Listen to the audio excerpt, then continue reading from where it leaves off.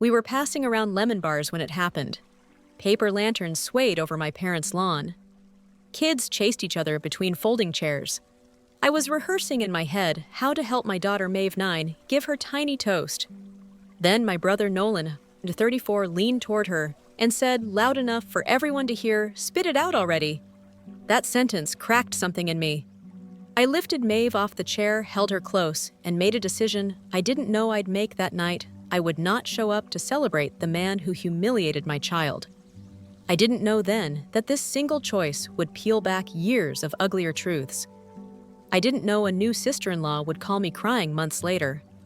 But in that moment, with lanterns flickering and forks clinking, I understood one thing: silence could protect my kid better than any speech ever could. Nolan and I grew up in a house where we mean well covered every bruise left by words. I'm Sienna, 31, the reliable one. I packed school lunches, remembered birthdays, and apologized first, even when I wasn't wrong. Nolan was the spark. Teachers adored him. Neighbors laughed at his jokes. At home, he aimed those jokes like darts. As adults, we stayed polite. Texts on holidays, photos of the kids. The occasional Sunday dinner where he critiqued the gravy and called it constructive. Maeve started stuttering after my divorce 3 years ago. It arrived like summer thunder, loud then gone, then back again when you hoped it had passed. Some days her words slide smooth as glass. Other days, one sound hooks her tongue and won't let go. We work with a speech therapist who tells us the same 3 things every visit. Patience know finishing her sentences and never make her feel broken for trying. I hold those rules like scripture. Nolan knew. You can't hide a stutter at Thanksgiving. He'd tilt his head and say if she slowed down it would disappear. Or school should make her speak more, not less. He'd grin like he had solved a puzzle and reach for more potatoes. I corrected him gently. He nodded like a man listening to a podcast in a language he doesn't speak. When he got engaged to Eliza, 28, my mother practically floated. Backyard party, she said, clapping. String lights. A dessert table. My father rented a speaker that was somehow both too quiet and too loud. Aunts brought salads that no one touched. I tucked Maeve's little index cards into my bag. She'd written a 4-sentence toast in pencil and decorated the top with crooked hearts. She practiced for weeks. Not to be perfect, just to be brave. Dinner ended. My dad tapped a glass. Nolan thanked everyone, kissed Eliza's cheek, and raised his champagne. I felt Maeve's hand in mine warm and a little damp. "Ready," I whispered. She nodded. We moved her onto a chair so people could see her. She smiled the way kids smile when they decide courage is worth the cost. The first line floated out, clear, steady. On the second line, she hit a word with a hard C. It snagged. She tried again. The sound stuck and stuttered. I waited because waiting is love with a time limit. The backyard went soft and quiet. Then Nolan cut through it. "Come on, Maeve. Think first. Say it right." Laughter died in throats. Someone coughed. Maeve tried once more and choked on the same letter.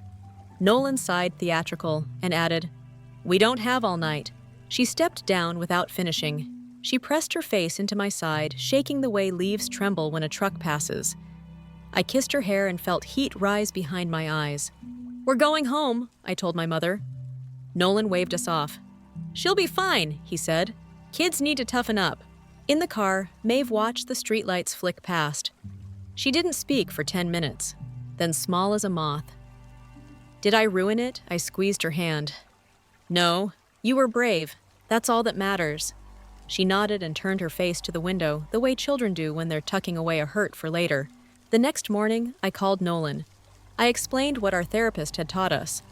I said his comments weren't help. They were harm. He chuckled.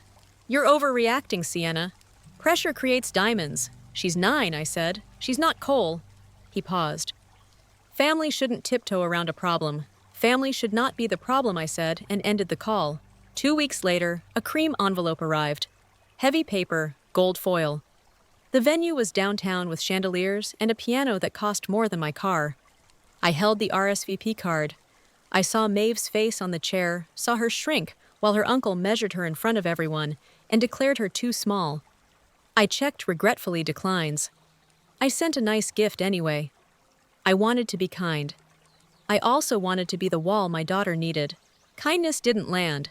Nolan called that night voice running hot. "You're making a scene," he said.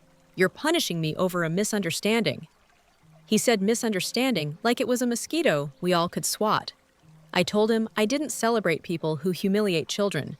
He said I was dramatic. He used the word coddling. He said, "If you don't come, don't bother being my sister." Then the group texts began. Cousins chimed in from bleachers and office cubicles. One wrote family first. Another, he didn't mean it. My mother was split down the middle. "I understand," she whispered, "but can't you go and keep the peace?" My father said. Nolan's mouth runs ahead of his brain. Don't punish, just correct. The family council met in my phone without me. I muted the chat. At therapy, Maeve practiced reading jokes into a plastic microphone. She laughed when the punchline landed. When she got stuck, she waited herself out and kept going. Our therapist looked at me. "Whatever happened at that party wasn't about Maeve," she said. "It was about the adults in the room." I knew she was right. It still burned. I sent the gift a simple vase and a card with a sentence that could be read as blessing or warning. "May your home be gentle." On the wedding day, I took Maeve to the science center. We built a tower out of foam blocks and watched it fall and built it again. She narrated our experiments in a whispery voice and forgot to be afraid. For lunch, we ate pretzels on a bench and made shapes out of clouds. I checked my phone only once. Photos of Nolan in a tux. Eliza looked beautiful. The caption said forever. My mother called the next morning. "It was nice," she said, and then her words tripped. At the reception, Nolan made a toast about raising strong kids, and well, your Aunt Priya left early with Arlo. Arlo is her son. He's autistic and brilliant and will tell you everything about trains if you ask. I felt my shoulders rise. "What did he say?" I asked. "We'll talk later," she said, voice thin. Rest today. But rest felt dishonest. The house hummed with the things we don't say. Maeve sprawled on the rug building again, her small hands steady. I wanted to protect her from every future room where someone decided speed equals worth. I also knew something else was starting. Not a fight, a reckoning. That night, I put Maeve to bed with a flashlight and a library book. I stood in the hallway after she fell asleep and stared at the beige paint I'd picked, because it matched anything including grief. I thought about how easy it would be to apologize to Nolan, just to organize the family calendar again. But then I pictured my daughter on that chair and heard the sigh that told her she was taking up too much time, too much space. I chose her. Days passed. The texts slowed. People get bored when you don't perform the version of you that keeps their group chat lively. I cooked simple meals. I answered only calls that weren't going to make me explain myself again. Maeve asked once, "When will Uncle Nolan visit?" I told her the truth a child can hold. Not for a while. When the phone finally rang with a number I didn't recognize, I almost let it go to voicemail. I didn't. "Sienna," a woman whispered. "It's Eliza." The quiet on the line did the talking. I stepped into the kitchen and closed the door so Maeve wouldn't hear. Eliza's breath hitched like she'd been running. "I think I made a mistake," she said. "Can I tell you what he did to my nephew?" The lanterns in my mind lit again the backyard, the chair the word that wouldn't come. I sat down. "I'm listening," I said, and reached for a pen. Eliza's voice shook like she'd been holding her breath for days. "My nephew Theo, he's 11, she said. "Autistic, sweet kid, loves maps and birds. Nolan." She stopped. I waited. She tried again. "Nolan has been cruel. I didn't see it at first. I didn't want to. Tell me everything," I said. She started with the farmer's market. A Saturday in July, Theo had a meltdown by the coffee truck. Too many people. A blender screaming. The smell of diesel drifting in from the street. He went to the ground, hands over ears. Eliza crouched to shield him. Nolan stood above them, eyes scanning for an audience. "Up," he said. Not gentle. Command. When Theo didn't move, Nolan leaned close and hissed, "You're too old for this." People watched. He smiled like nothing was wrong. Then she told me about family game night at her sister's house. Theo mixed up rules and repeated questions. Nolan rolled his eyes and said, "You're smart enough to know better." He took the deck, reshuffled with flair, and announced new rules so fast no one could follow. Later in the kitchen, he told Eliza, "If your family keeps indulging him, he'll never fit anywhere." He said it while polishing a wine glass like a waiter, as if kindness left fingerprints. I pressed the phone tight to my ear. A part of me still wanted to defend Nolan out of habit. He didn't mean it. He was tired. He was nervous. The other part, the part that had lifted my shaking child off a chair and left a party, stayed very still and took notes. "Did you call him out?" I asked. "I tried," she said. "He said he believes in standards. He called what I do soothing chaos. He said you used Maeve's stutter to control him at the engagement party, and you poisoned our family against honest feedback." She swallowed. "He said you're manipulative." I looked at the window over my sink. The glass held the outline of my face and the backyard beyond it. The reflection made two worlds seem stacked. In one, a brother is just blunt. In the other, he's dangerous because he thinks his bluntness is a virtue. "Eliza," I said, "can we meet?" She came that evening. I made tea we didn't drink. She sat at my kitchen table in a sweater too warm for August and folded the sleeves over her fingers. Without makeup, she looked younger, like the girl she might have been before she learned to smile through alarms. "I thought if I kept him away from stressful situations, it would be fine," she said. "He's charming when nothing is wrong." She told me about the way he opened doors with a flourish and sent flowers on Tuesdays just because. Then she told me about the time Theo couldn't sit through a restaurant meal. Nolan leaned across the table and said loudly, "If you let him get away with this, he'll grow up to expect the world to move at his pace." A server froze a tray balanced on one hand. Eliza carried Theo to the car and drove him around the block until he calmed. When she returned, Nolan had ordered dessert for himself. "You have to stop rewarding bad behavior," he said, pushing a spoon into a chocolate mound without offering her a bite. "What changed?" I asked. "You're not going to the wedding," she said. "I thought you were making a point to him." Then at the reception, he gave that speech, and my Aunt Priya picked up Theo's things and just left. Her eyes filled. She didn't even say goodbye. She looked at me like I was on the wrong team, and maybe I was. "Tell me what he said in the speech," I said. My mother had been vague. Eliza didn't have the muscle memory to protect him yet. "He said he wants children who don't fold. He said some families confuse pity with love." People stared at their plates. Your mom looked like she'd swallowed a bead. After he laughed and told me I'd thank him later for setting a standard, I thought of my Aunt Priya, of Arlo's careful smile when you matched his facts with your own, of how loud a room can feel to a mind that hears every sound.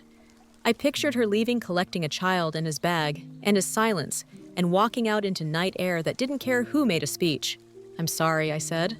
Eliza wiped her face with the heel of her hand. "I'm filing," she whispered. It took me a second to catch up. Divorce, the word landed with weight. The tiles under my feet felt colder. She nodded. "Not today, not tomorrow, but soon. I wanted to tell you because he's saying you're tearing our family apart." I believed him for a while. She looked at me wrecked and resolute. "You didn't break anything. You held a mirror." We sat there quiet with the sound of Maeve reading in her room. The small, steady voice of a child who was learning she didn't have to hurry to be heard. "Do you need a place to stay?" I asked. "I'm safe," she said. "For now." She reached into her bag and slid over a stack of thin papers. "I need you to read these." They were printouts, texts from Nolan to her. A script of contempt passed off as instruction. "You're reinforcing weakness. This is why schools fail. My sister breeds issues and then asks for special treatment." A coldness moved through me, a tidy storm that didn't make sound. There it was typed, the thing he had only implied in rooms where people could pretend they didn't hear. He had written my daughter into a thesis on failure. I folded the stack and set it aside. "Thank you," I said. "I believe you without proof, but thank you." Eliza half laughed. "It's not proof for you. It's proof for me." After she left, the house felt larger. I tucked Maeve in and sat on the edge of her bed. "Want the light on?" I asked. "Half," she said, pointing to the lamp with the paper shade. I set it low. "Can I tell you something?" she asked. "Always. When Uncle Nolan talks, my tongue feels tired." I kissed her forehead. "Your tongue belongs to you," I said. "It doesn't have to sprint for anyone." She closed her eyes and smiled like she believed me. The next morning, I called my mother. I asked straight, "What exactly did Nolan say at the reception?" She didn't pretend not to know. "He said kids need grit," she said. Then he said some parents mistake coddling for compassion. A breath. He looked right at me when he said it. "Sienna, I'm sorry I asked you to go." I didn't know how far he'd take it. "Where do you think he learned this?" I asked. There was a long pause. "You remember your cousin Ben staying with us the summer you turned 15? She asked. I did. Barely. A scatter of images, popsicles, evening sprinklers, a pillowcase hung on the line. He wet the bed twice, she said. Nolan told him only babies do that. Said he'd tell the neighborhood kids. I told Nolan to stop. He said he was motivating him to grow up. She cleared her throat. I wanted to believe it was teenage nonsense. I didn't want to think my son enjoyed making a child shrink. My head filled with that long-ago house.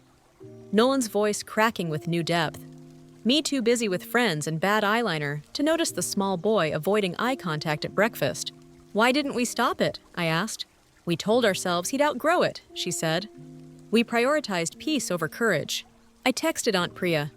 She called within minutes, words rushing. He humiliated Arlo Sienna. He asked him a question about baseball statistics, then mocked him for taking time to answer. Arlo was already buzzing from the noise. When Nolan said, use words, like that loud and sharp, Arlo just shut down. We left because I wanted my son to know his mother chooses him over a table of people who don't. I'm sorry, I said. Don't be sorry, she said. Be consistent. Then softer. Thank you for not going to the wedding. It made me believe I wasn't losing my mind. After I hung up, I called Dr. Han, our speech therapist. I told her the short version. Public humiliation. A party. A wedding speech weaponized as philosophy. Dr. Han listened and said, You made the right boundary. She explained how stuttering worsens when a child feels watched for failure, how shame binds itself to certain rooms, how safety isn't a reward but a requirement for growth. Our goal isn't perfect speech, she said. It's a child who trusts her voice. I thought of every time I'd filled in a word for Maeve because a cashier was waiting, or a teacher was busy, or a relative leaned in with a smile too tight. I thought of how Nolan's sigh traveled across a lawn and into my daughter's chest. I wrote down what Dr. Han said and taped it inside a kitchen cabinet, safety first always. At lunch, I met my friend Noelle at a diner with peeling booths and perfect pie. Noelle is my anchor. She once brought me a plunger at 2 a.m. and didn't make a joke. I told her everything. She didn't call it drama. She didn't ask me to understand Nolan's side. When I finished, she said, some people confuse dominance with strength. Your brother is one of them. Keep your door locked. And the family I asked. Half of them want me to apologize. Half are whispering about Eliza. People like easy maps, she said. You changed the route. Their cars honking at a detour. Let them honk. That night, Nolan texted. A short message, no punctuation. You talk to Eliza, you poisoning her now. I sat with my phone for a full minute before I replied. I'm not interested in your version of accountability, I wrote. From now on, contact me only about emergencies involving our parents. He wrote back. You've always been jealous. Then another Maeve's problem is attention-seeking. You made her that way. Then the one that told the truth he didn't mean to show stopped making me the bad guy. I blocked him. For 2 quiet days, nothing happened. I forced myself to feel the boredom of peace. Maeve and I went to the library. We baked banana bread that came out lopsided but golden. She narrated the way batter changes to cake like it was magic, which I guess it is. On the 3rd day, Eliza texted, He's mad you blocked him. He's spiraling. He said he's calling a family meeting at your parents' house Sunday night to clear the air. I pictured it. The living room. My dad in his worn chair. My mother nodding a dish towel in her hands. Nolan standing to speak because sitting would look like submission. I could hear the words, already misunderstandings and tensions, sensitive, overreact. I called my parents. Cancel it, I said. Nothing gets cleared in a house where people are more afraid of silence than harm. My father sighed. He's our son. I'm your daughter, I said. And Maeve is your granddaughter. If you want to see her, protect her from a man who thinks patience is weakness. My mother took the phone. We'll postpone, she said, not cancel. But not Sunday. It was something, not enough. Something. That afternoon, Aunt Priya texted me a screenshot. It was Nolan in a cousin group chat saying, "We can't keep lowering standards because people find words hard. The world isn't going to clap for effort." A cousin Jonah had replied, "No one asked the world to clap. We asked it to stop stepping on throats." I didn't know I had that much love for Jonah until then. At bedtime, Maeve brought me a drawing. It showed a little girl on a stage with a balloon tied to her wrist. The balloon said, "Brave." The audience was a mess of circles. One had a cross through it, no face. "Is that me?" I asked. She shook her head, grinning. "That's the person who talks too loud." I laughed. Artistic choice. "Strategic," she said, working hard and landing the word. We high-fived. 3 days later, Eliza called from her car. The road noise hissed through the line. "I'm outside his office," she said. I told him I want counseling. He said, "Counseling is how weak people outsource discipline." I didn't go inside. "You don't need his permission to want better," I said. She took a breath that sounded like she'd reached the top stair. "There's something else.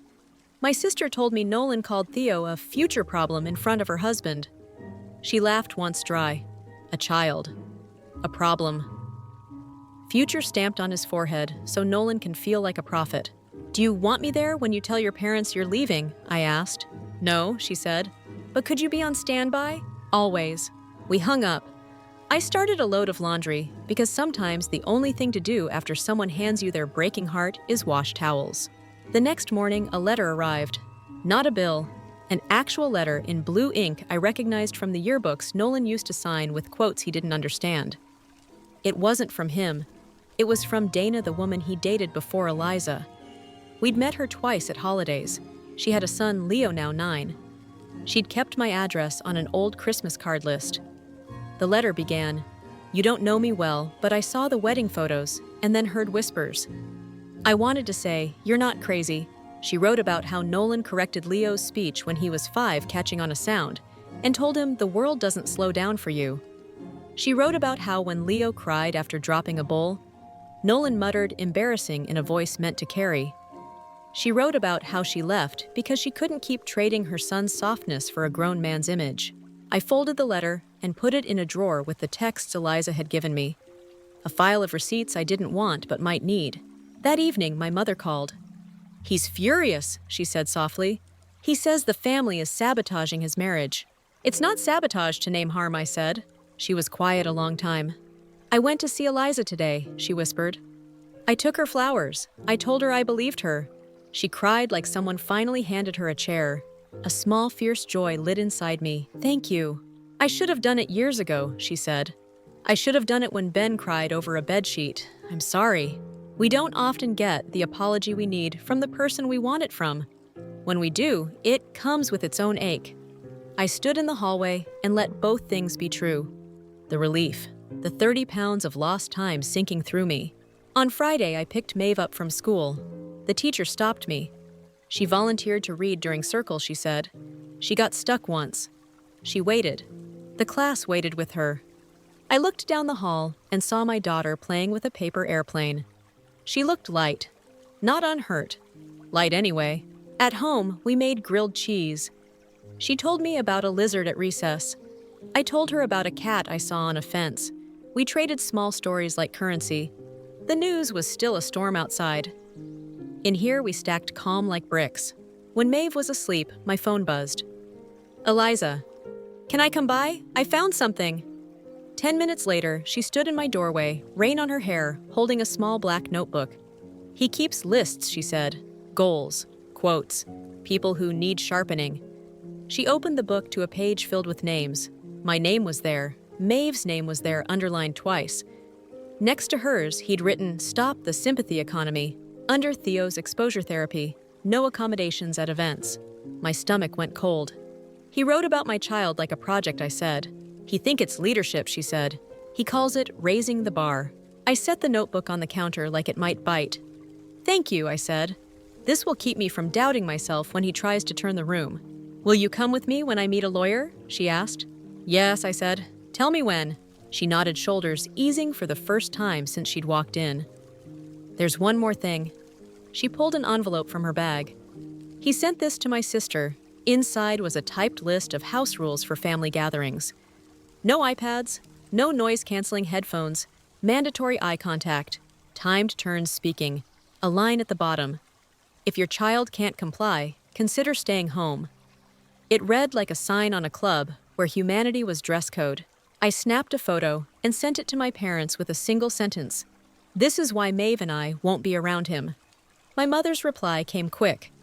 We understand. My father's followed. I'll talk to him. It wasn't enough. It mattered anyway. Saturday morning, I took Maeve to a park early before it filled. She ran across the rope bridge and announced each step like a sports commentator. When she stuck on a sound, she made eye contact with me, waited, and continued. Her face didn't flinch. That was new. That was the point. On a bench near the slide, I told Noelle about the notebook and the rules. She whistled low. He thinks he's building a world that makes sense, she said. Really, he's just punishing the parts of people he doesn't control. You make it sound simple, I said. It is simple, she said. Not easy, simple. On Sunday, the family meeting Nolan wanted happened without him. My parents asked a few of us, me, Priya, Jonah, to come over. No speeches, no chairs in a circle. We sat at the kitchen table with tea. My father stared at the steam like it could rewrite history. I taught him to finish what he starts, he said finally. I didn't teach him to stop. You can teach him now, Priya said, soft but firm. Not with lectures, with consequences. My mother reached for my hand. We're not hosting him until he apologizes to the kids, she said. And not the sorry you're upset kind.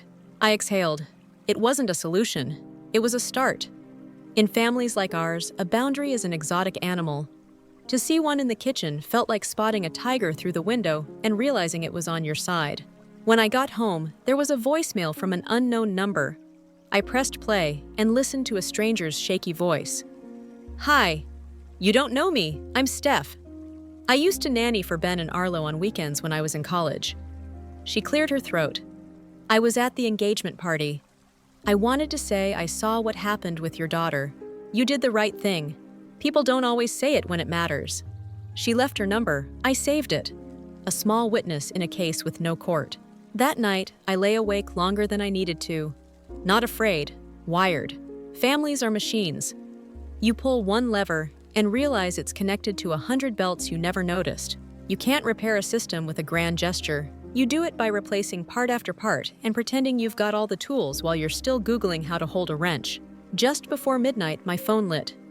A text from Eliza Court, date for a temporary separation hearing. Wednesday, 9 a.m. Can you come? I typed yes before I finished reading. Wednesday morning, she and I sat on a wooden bench outside a courtroom that smelled faintly of lemon cleaner. She wore a navy dress and an expression like someone had set a heavy box in her arms and walked away. If he shows up smiling, she said, remind me I'm allowed to leave. You're allowed to leave, I said. Nolan arrived with his sleeves rolled and a lawyer whose hair looked expensive. He scanned the hall and found us. He didn't look angry. He looked inconvenienced, like the world had put a speed bump in front of his car. Eliza, he said, smile dry. We could have handled this at home. She didn't stand. Home is where you're safest, she said. I'm done keeping you comfortable. He turned to me. You're enjoying this, he said. You always loved being a martyr. The judge called the docket. We went inside. The hearing was brief. The judge issued a temporary separation and set rules for contact. Nolan's lawyer asked for a pause and got a denial. On the way out, Nolan leaned toward me. You've made an enemy, he said. I couldn't help it. I laughed, not loud. Enough. You did that to yourself, I said, and kept walking. Outside, the sky was one flat sheet of gray. Eliza stood on the steps and shivered even though the air was warm. You okay? I asked. No, she said, but I'm free enough to become okay. We got coffee. For once, we finished it. She told me she had a job lead with decent health insurance and an apartment where the windows faced east. She asked me if I'd help her tell her parents the truth before Nolan did. I said yes. We made a plan. Plans make fear behave. That afternoon, Maeve's class hosted a poetry share. Parents sat in tiny chairs. Kids read poems about pets and the moon and tacos. When it was Maeve's turn, she walked up with a page she'd written in colored pencil. She hit a sticky sound in the first line. She paused. The room held its breath with her. She finished, voice growing as it went. When she was done, the kids clapped like kids clap, earnest, offbeat reel. No sighs, no corrections, just sound. I cried into my sleeve. Not because she didn't stutter, because she kept going while the room kept faith. On the drive home, she said, my heart was loud. Mine too, I said. We stopped for ice cream. She picked mint chip and ate the chocolate bits first. Do you think Uncle Nolan will ever be nice? She asked out of nowhere. I think he knows how to act nice when it helps him, I said. That's different from being kind. What's kind? She asked. Choosing people over your image, I said. Even when no one's looking. She nodded like she'd file that away for later use. Kids always file away more than you mean to give them. That evening, Eliza texted a photo. A pair of keys on her palm. Caption, tomorrow. I told her I'd bring pizza and a toolkit. I don't know much about tools, but I know how to assemble a bookshelf and negotiate with a stubborn screw.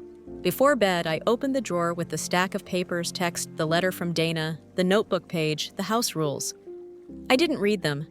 I just looked at the edges at the proof of a pattern.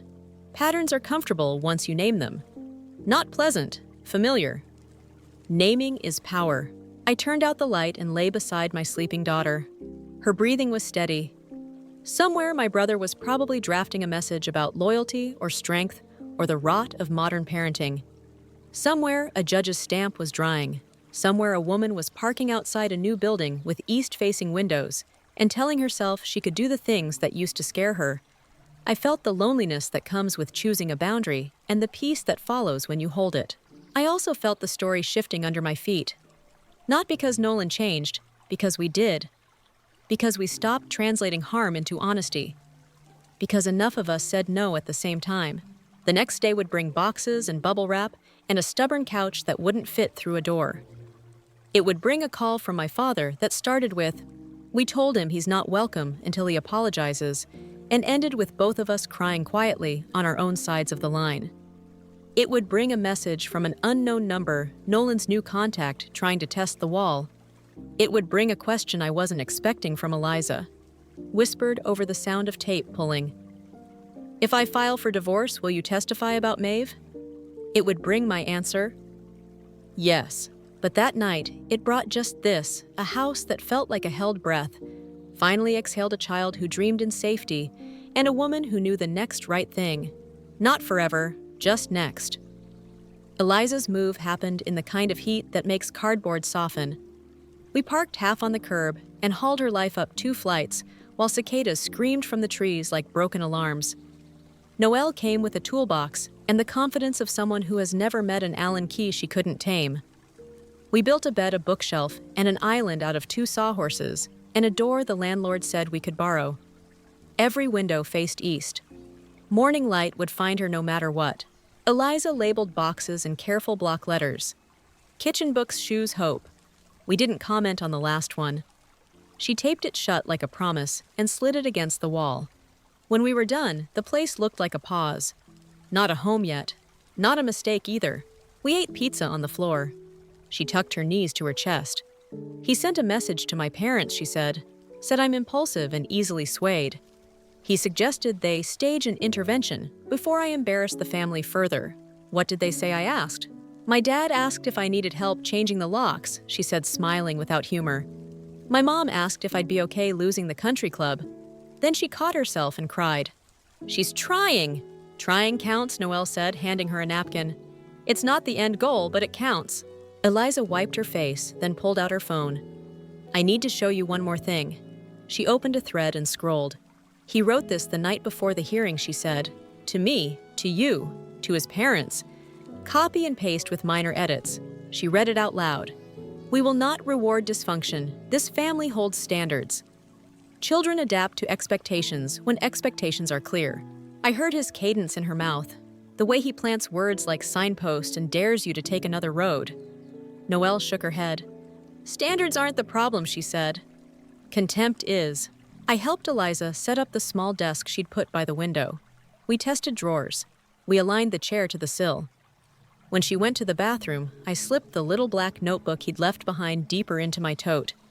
I didn't need it for my memory. I needed it for my resolve. On the drive home, my phone buzzed with an unfamiliar number. I answered out of habit.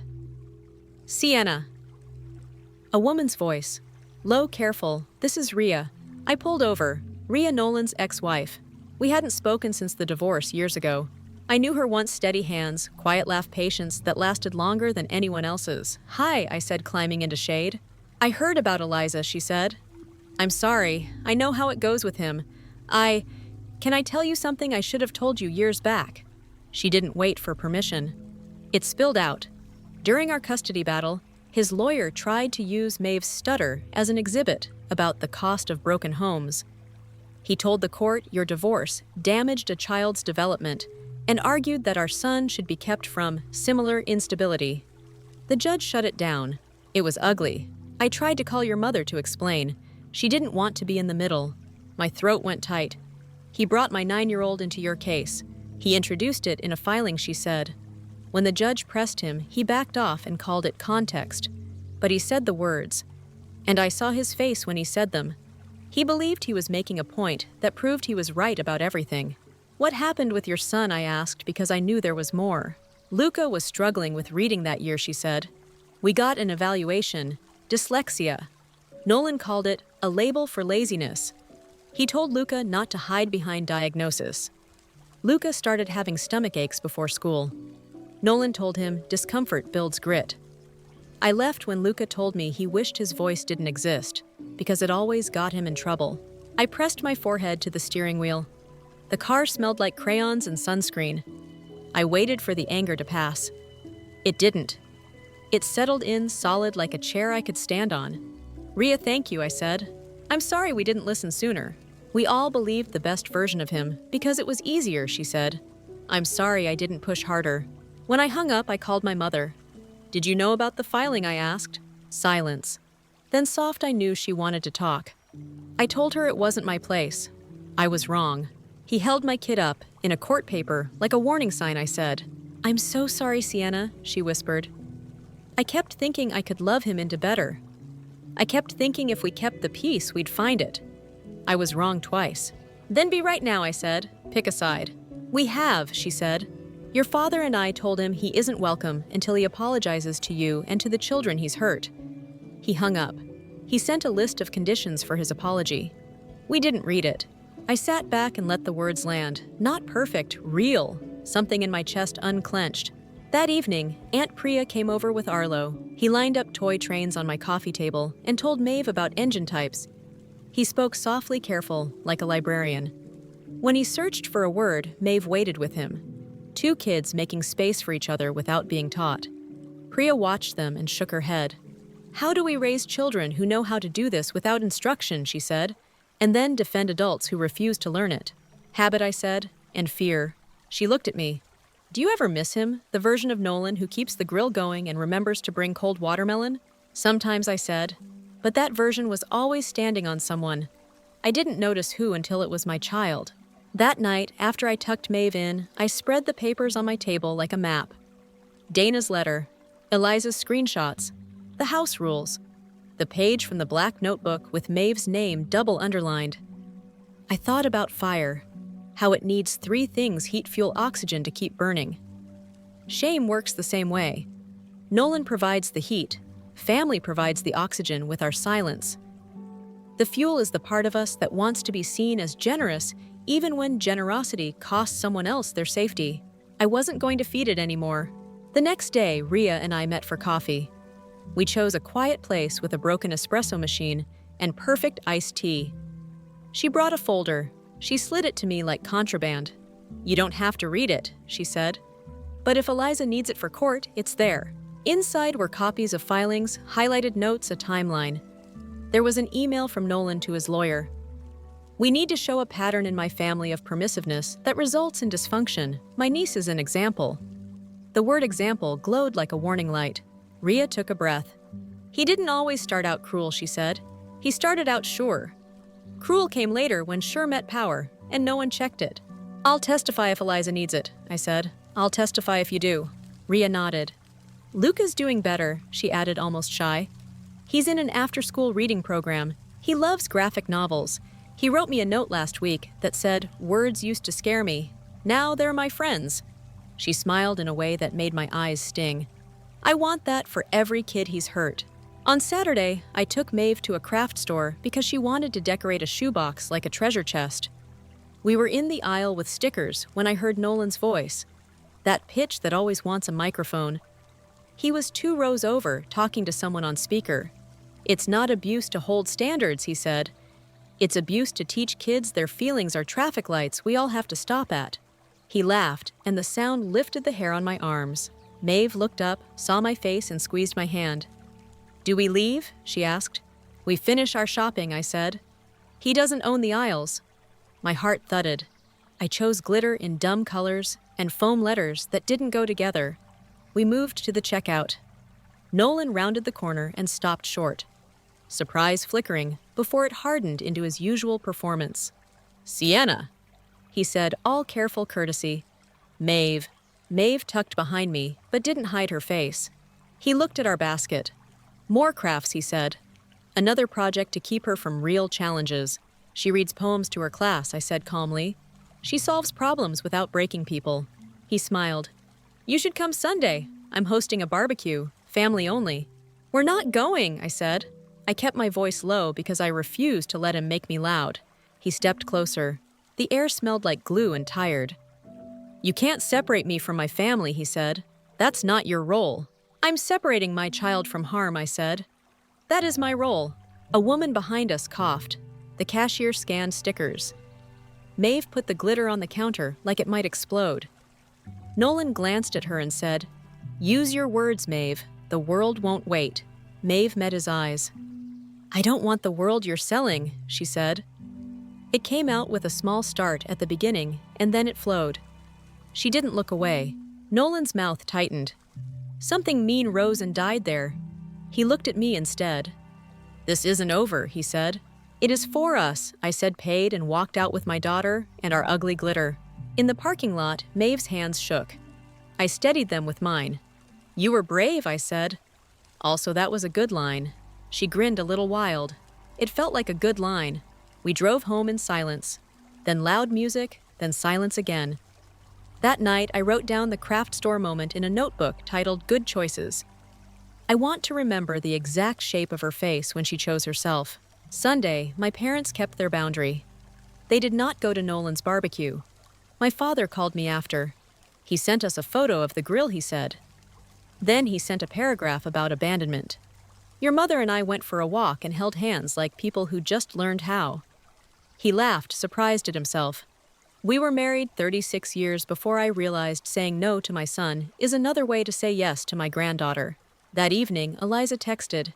"He found out where I live. He's been pacing the sidewalk, not knocking, staring up." I called. "I'm coming over," I said. She said no. "I called the building manager," she added. "If he doesn't leave, they'll call the police." We stayed on the phone. I listened to her breathe. I listened to the shift in her voice when footsteps moved away. "He's gone," she said. "For now. Document everything I said. Dates, times." She said. "I'm learning new habits." The next day, my cousin Jonah sent a message to the family chat. "From now on, if you host something and invite Nolan, please note it," he wrote. "So those of us with kids who need patience can plan accordingly." He added, "If this offends you, consider why." The chat exploded. 2 people left. 3 sent hearts. My mother typed, "We support this." My father sent a thumbs up because that's the only emoji he trusts. On Tuesday, Ria called again. "I told Luca some of what's happening," she said. He asked if Maeve wanted to trade drawings through Tsemi the mail. He's made a comic about a kid who fights a dragon with silence. I laughed, then cried. "She'd love that," I said. That night, I found Maeve at the kitchen table writing a poem in slanted letters. She slid it to me. The title was A Room with Time. The last line read, "I am not late if I bring myself." I stuck it on the fridge with a magnet that says, "Try again." On Wednesday, Eliza and I met her lawyer. The office smelled like lavender and paper. The lawyer, Ms. Cortez, wore flats and a braid and didn't waste words. She asked for a timeline. She asked for witnesses. She asked for copies of everything. When Eliza showed her the notebook page with Maeve's name, Ms. Cortez's face didn't change. She just said, "This shows intent." Then she looked at me. If we need you to testify, can you? Yes, I said. I have a child who deserves a different story than the one he tells. Back home, there was a voicemail from my father. He came by the house, he said. We didn't let him in. He shouted from the porch. The neighbors watched. It felt like a play where we all know the ending, but he keeps delivering the same lines. What lines, I asked when I called back. About loyalty, he said. About how hard he's worked. About weakness. He took a breath. I told him compassion isn't soft. It's soil. We can grow a family in it. Or we can salt the ground and call it strong. He laughed again, that new sound. Your mother clapped from the kitchen. We're 58 years old. We are just now learning to clap for the right things. Thursday morning, Eliza's sister called me. We'd never spoken alone. I wanted to thank you, she said, for believing Eliza, for not asking her to forgive him for the sake of our parents' Christmas photos. She paused. I also wanted to say, I read that list of house rules. No headphones timed turns speaking. He can take his bullet points and file them under, no thank you. We both laughed. Relief punching holes in the week. That afternoon, I took Maeve to the park again. We were leaving when a boy about her age tripped and skinned his knee. His dad snapped, You're fine. Don't make a scene. The boy swallowed his cry. Maeve looked at me. Can I give him a sticker? She whispered. I nodded. She walked over and held out a star. The boy took it, and his dad's face softened a fraction. Not a revolution, a shift. It mattered. At bedtime, Maeve asked, If someone says sorry, do we have to go back? No, I said. Forgiveness is letting go of the weight. Trust is letting someone carry your glass again. They're not the same. She considered this, then we can forgive someday, and still not invite him to parties. Exactly, I said. She smiled like I'd told her a magic trick. Friday was quiet. No messages, no knocks. Quiet is suspicious when you're used to chaos. It feels like the part in a movie where the music stops and everyone whispers, Don't open that door. I cleaned the medicine cabinet. I sorted old baby clothes for donation. I texted Eliza a recipe for lentils, even though no one asks for lentils. That evening, Noelle came over with lemon bars. You look like a person who hasn't exhaled in a week, she said. I'm working on it, I said, stealing a corner. Working on it counts, she said. She tucked her feet under her on my couch. What's next? Deposition, I said. Family fallout. Probably a surprise twist I didn't order. She raised an eyebrow. You ready? No, I said honestly. But I'm steady. Saturday morning brought the twist. Eliza called from the parking lot outside a diner. He's here with a woman, she said. Not a date. His old boss. He's telling her you're turning the family against him with fake stories about kids. He said he'll sue for defamation if anyone repeats it. Let him, I said. Truth is a defense. Also, he won't. He likes threats more than follow through. She snorted. He walked outside and saw me. He smiled like we were in on a joke. I felt like I was going to throw up, and also like I could run a marathon. You don't have to go near him, I said. You don't have to speak to him. Ever. I know, she said. I just wanted you to know he's widening the audience. I hung up and sat with the fact that he would never choose reflection over performance. Some people stand at a mirror and practice apologies. He practiced alibis. On Sunday night, my phone rang. My mother again. He sent an email to the whole family, she said. Subject line, clarity. She read parts of it to me. It was a sermon. He called kindness a trend. He called accommodations moral weakness. He said he would not participate in a system that rewards dysfunction. Then he wrote a sentence that made me laugh out loud, because sometimes your only options are laughter or screaming. He wrote, From now on at any event I host, words will be said correctly. Words will be said correctly, I repeated, wiping my eyes. Like he can command language to stand up straight. My mother exhaled. We replied with one sentence, she said. We will not attend any event where children are measured instead of welcomed. She sounded like a woman who'd found a key she didn't know she owned. After I hung up, the house was too quiet. I stepped onto the balcony and listened to crickets. Maeve padded out in socked feet and leaned against my hip. What did Grandma say? She asked. She chose you, I said. Maeve looked up at the sky. Okay, she said, as if that settled the weather. Monday. Eliza's hearing for a longer protective order was set. We arrived early. The hallway was full of people with folders and faces like puzzle pieces that don't quite fit together yet. Nolan came with his lawyer and a tie too bright for a courthouse. He didn't look at us. He looked at the judge's door like he could will it open with posture. The judge asked simple questions. Eliza answered in simple sentences. The lawyer tried to make her sound unreasonable. Ms. Cortez objected. The judge granted the order and reminded Nolan that rules apply to everyone, even men who think rules are for other people. We stepped into the hall. Eliza leaned against the wall and covered her face with her hands. Not crying, just breathing like someone who had been underwater and made it to the ledge.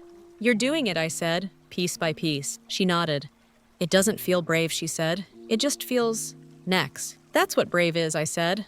On the way to the parking lot, we passed Nolan in the corridor. He said nothing. He didn't have the room.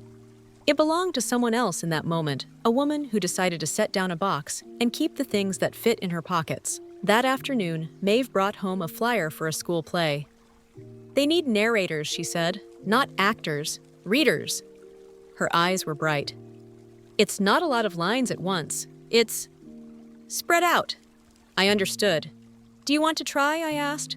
She nodded a clear yes that reached her shoulders. We filled out the form together. I wrote a note, "Please give her time. She will amaze you if you give her time." That evening, I opened the drawer with the documents again. I added a new page, a printout of the judge's order. I realized the pile had become more than evidence. It was a record of our family learning to name things. Not to win a case, to tell the truth out loud.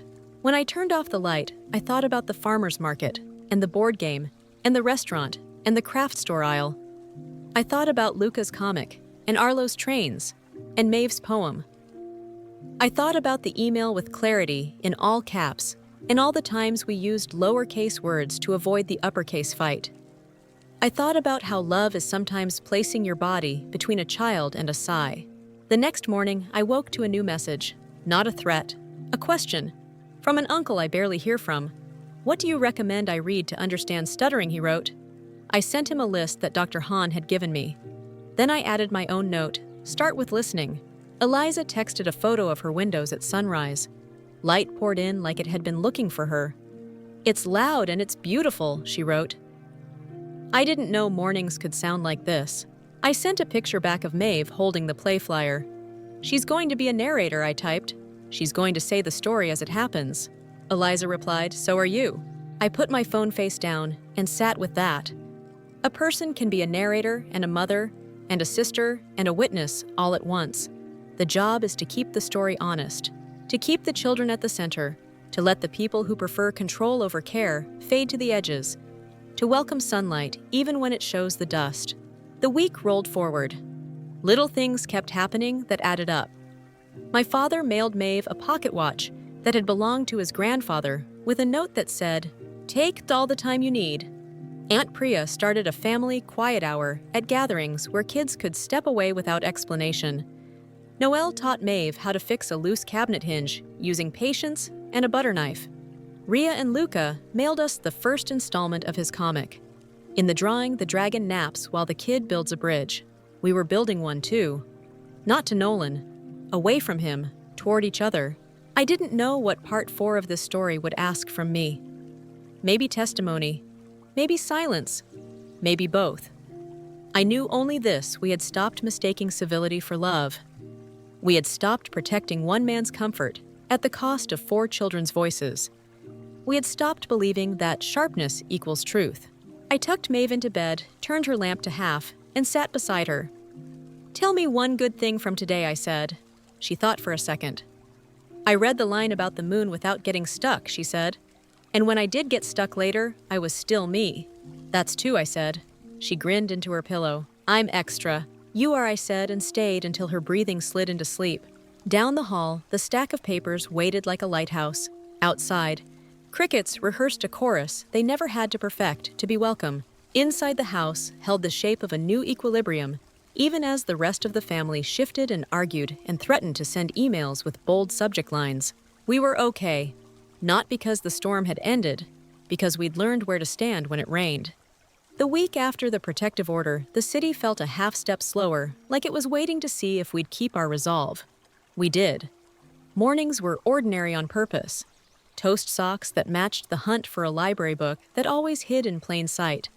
Maeve practiced the narrator lines for the school play with a pencil tapping time on the table. She read to the metronome of her own courage and let pauses be part of the rhythm. On Tuesday, a courier knocked. He handed me a manila envelope with my name typed clean across the front. Subpoena. Eliza's divorce had moved from outline to calendar. I sat on the stoop, opened it, and read the date twice. 2 weeks, deposition first hearing later. The paper didn't shake, but my hands did. Maeve came out with one shoe on. Bad news, she asked. Necessary news, I said, folding the papers. Grown-up stuff. You're safe. She wiggled her toes at me. Do I wear the sparkly sneakers or the fast ones? The ones that make you brave, I said.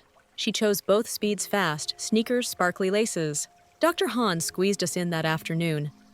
She compiled a short letter about best practices for stuttering and the way public pressure can scar. You don't need permission to protect Maeve, she said, signing with quick, tidy strokes. But judges like receipts. We were building a ledger, small page after small page, proof that care could be documented as easily as harm. The night before my deposition, Noelle brought soup bread and a stack of sticky notes with pep talks in her handwriting. She coached me the way she once coached me through taking off a wedding ring. Answer only what's asked. No extras, she said. Silence is not a trap. It's a tool. Breathe. If you forget to breathe, put your hand on your ribs and feel the lift. I hate that I'm scared, I said. You're not scared, she said. You're ready. The conference room where the deposition took place smelled like coffee and carpet glue. A court reporter adjusted her machine with the gravity of someone who records people at their truest and worst. Eliza sat with Ms. Cortez, spine straight, hands folded, like she'd practiced this posture in the mirror. Nolan arrived with his lawyer and a smile that asked the room to admire him for showing up. We swore in. Nolan's lawyer began with pleasantries dressed as daggers. Ms. Larson, you're Eliza's friend, yes. You've been advising her on how to proceed. I've been supporting her safety, I said. He pressed. You oppose my client's parenting philosophy. I oppose cruelty to children, I said. He slid a printed email across the table. Nolan's email, subject line clarity. Did you receive this? Yes. Did you reply? No. Why not? I don't debate with manifestos, I said. Especially ones that measure children. He made a note, the performative kind. Then he tried to make Maeve the topic. He asked about the engagement party, about the backyard, about a little girl on a chair. He said stutter, like he'd say excuse. He asked if I wasn't overly sensitive because of my divorce.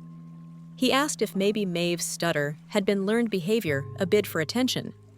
He used phrases like secondary gain, like he'd skimmed an article and wanted the credit. Ms. Cortez objected. The court reporter typed calmly the keys like rain. Then came the black notebook.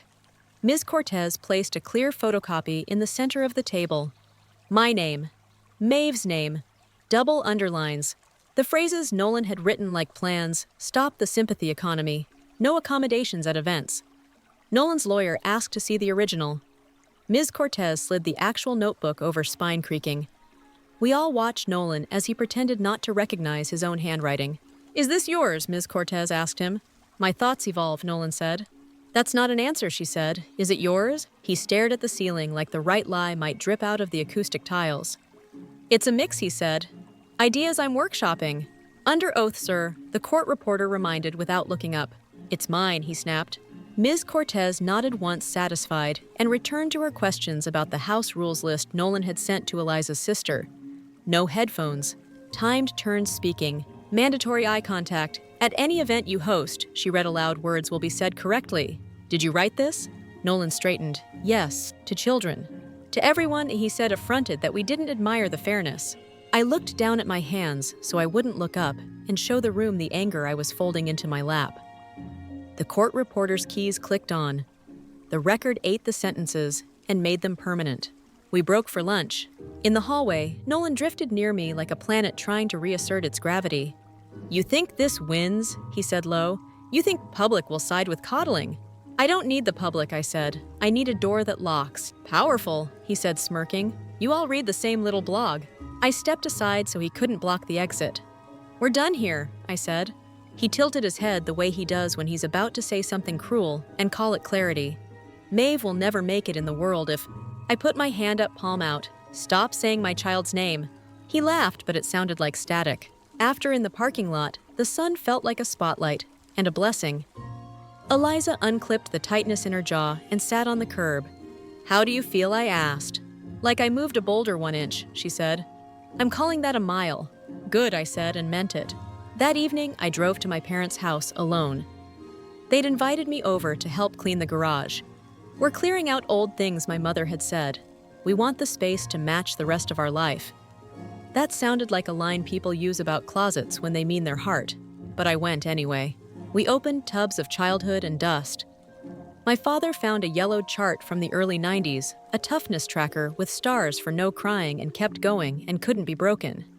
It had Nolan's name across the top in big letters and mine in smaller ones. My father stared at the sheet like it had crawled out and accused him of something. We thought we were teaching resilience, he said. You taught him that vulnerability was a deficit, I said softly. And you taught me to earn love by absorbing impact. He looked at me, shame plain in his face, and nodded. I'm sorry, kid, he said. He tore the paper into strips. We found old home videos next. A VHS tape labeled Summer 2002. We tracked down an ancient player and fed the cassette in. The TV flickered alive with our old backyard. Linen on a clothesline.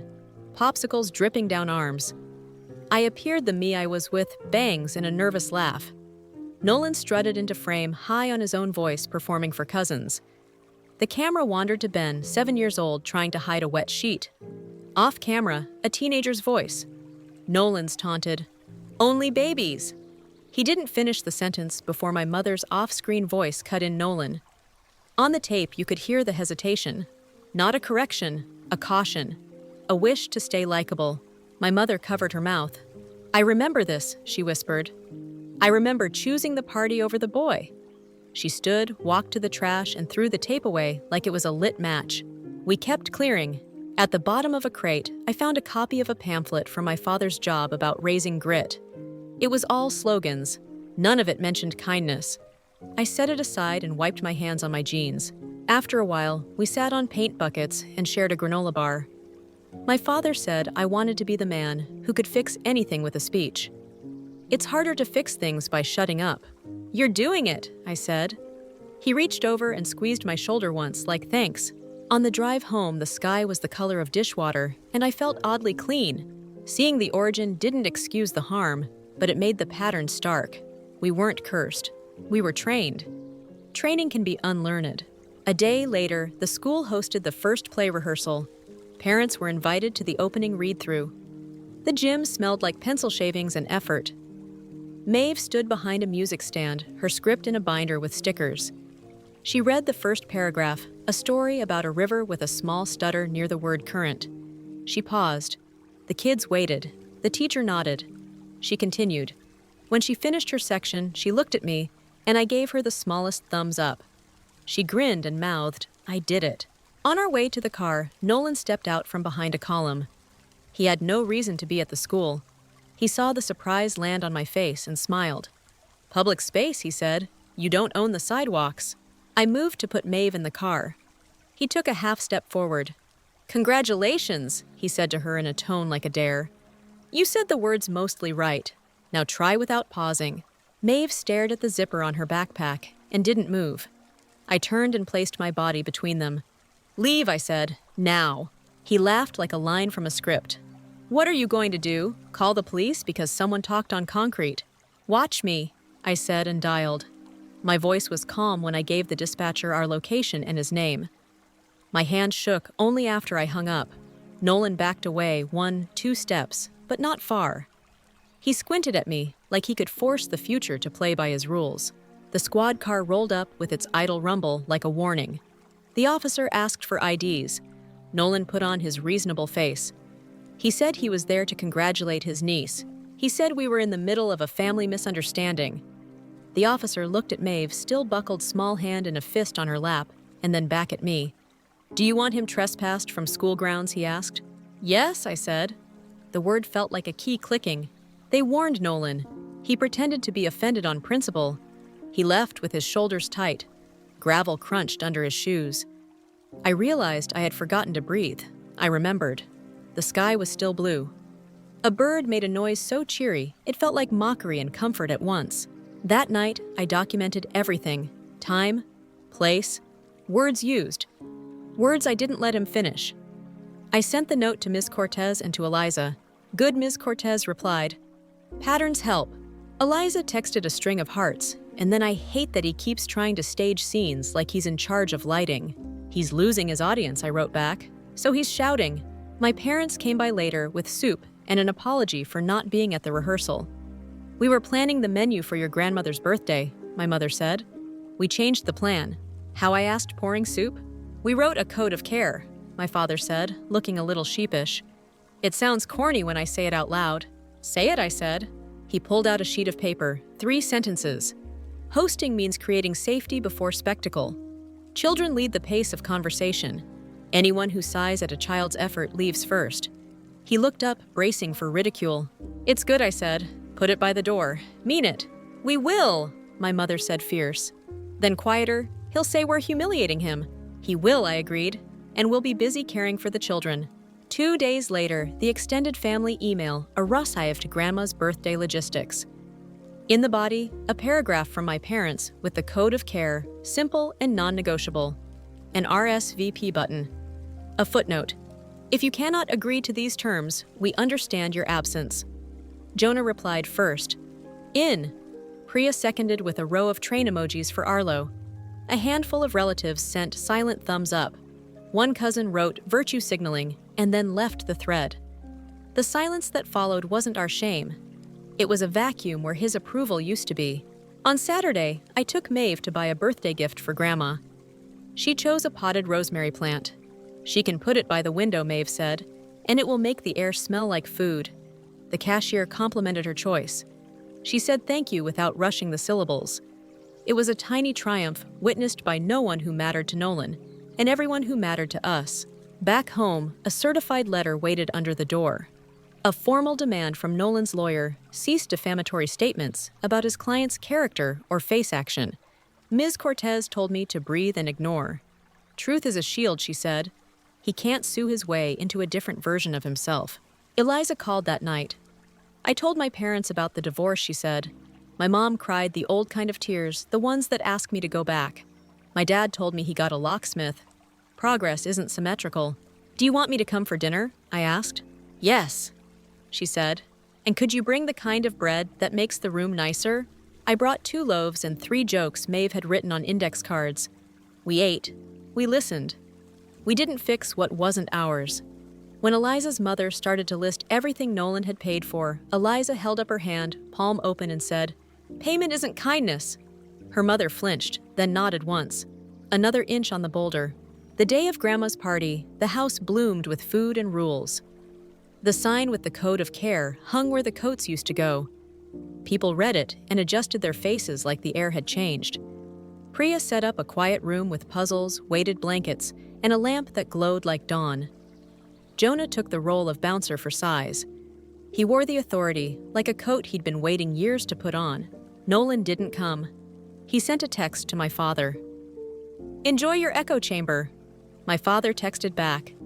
"Enjoy your solitude. It would have been a clean line if it didn't ache." He pushed the ache aside to slice cake and blow out the candle with his mother, and with Maeve and Arlo and Luca on either side cheering offbeat. During presents, Grandma opened the rosemary plant and pressed her nose to the leaves. "Smells like Sunday," she said, and kissed Maeve's hair. The room hummed with the sound families make when they decide a different way of being together. After the party, Maeve and I walked around the block to burn off sugar. She told me her narrator lines. I repeated the words back wrong on purpose so she could correct me.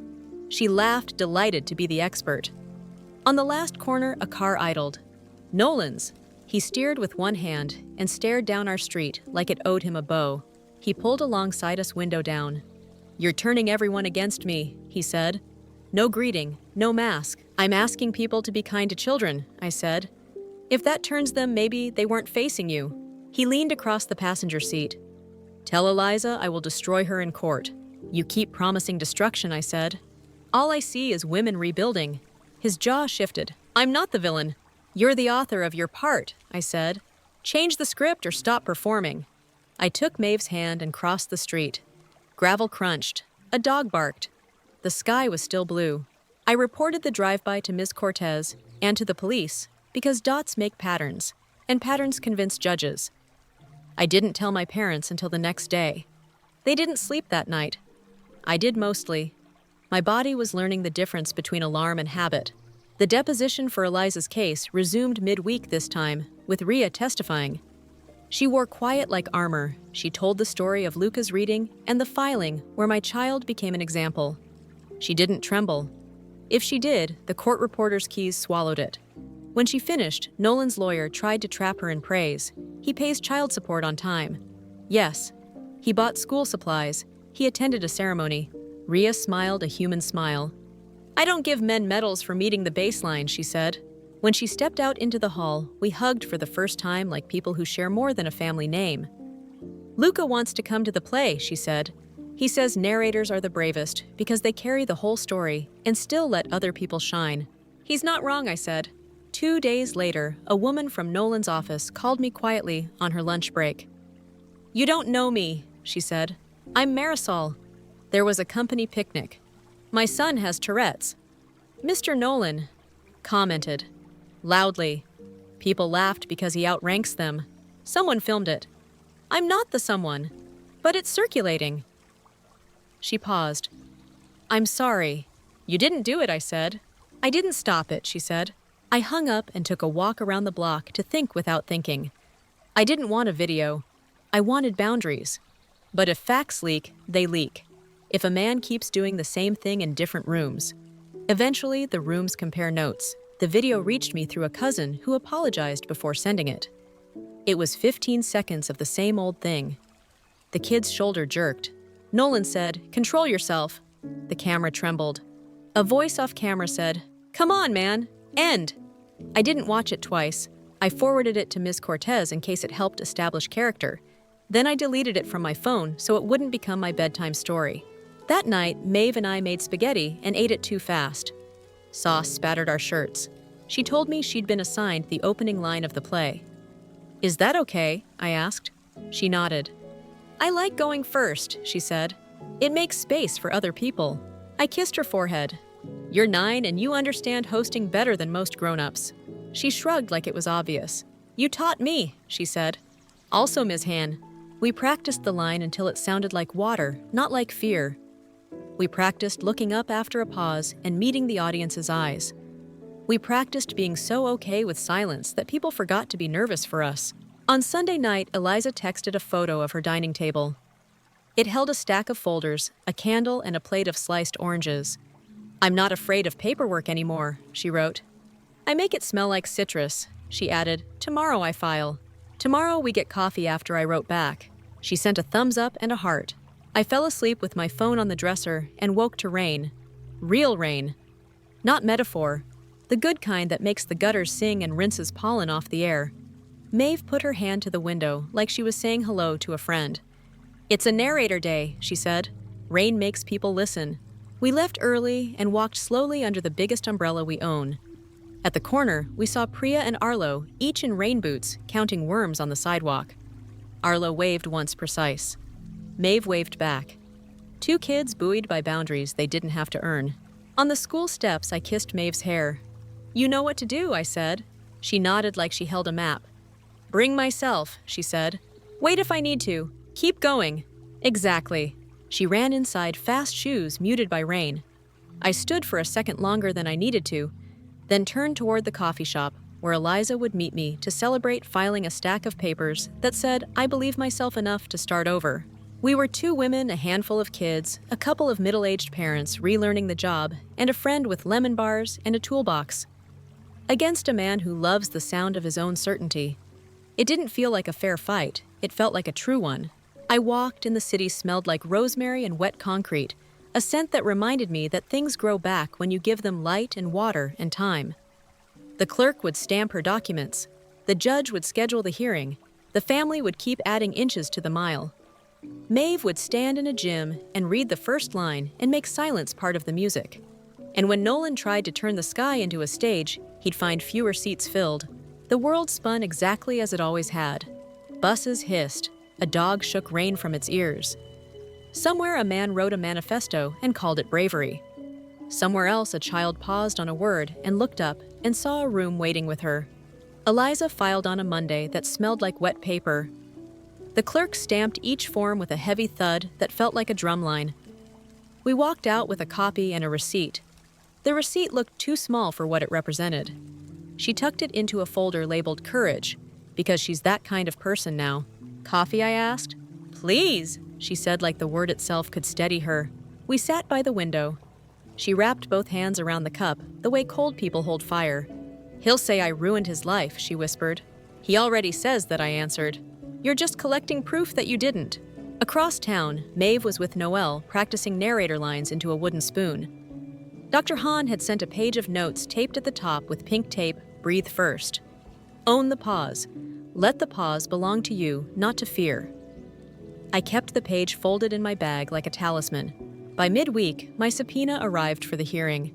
I put it on the table next to a neat stack, Eliza's screenshots. The House Rules Dana's letter. Ria's filings, the page from the black notebook with Maeve's name underlined twice. The pile looked like a spine, it held me up.